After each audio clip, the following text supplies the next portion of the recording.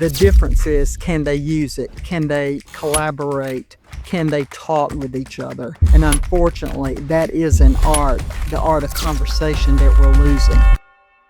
Today on Leadership Unscripted, I'm joined by Molly Spearman. Molly is a lifelong educator and public servant who served as South Carolina State Superintendent of Education from 2015 through 2023. Her career spans more than 4 decades in education and leadership, including 18 years as a classroom teacher and assistant principal. 4 terms in the South Carolina House of Representatives and leadership roles with South Carolina Department of Education and the South Carolina Association of School Administrators. Yesterday, I spent time, just happened to be my daughter. She's a senior vice president with one of the largest companies in North America. And I asked her, I said, what do you see in the people you're hiring? The 20-year-olds are really hungry for relationships, but they don't necessarily know how to build. So we need to spend more time allowing students to talk. To do that, you've got to feel comfortable talking with people.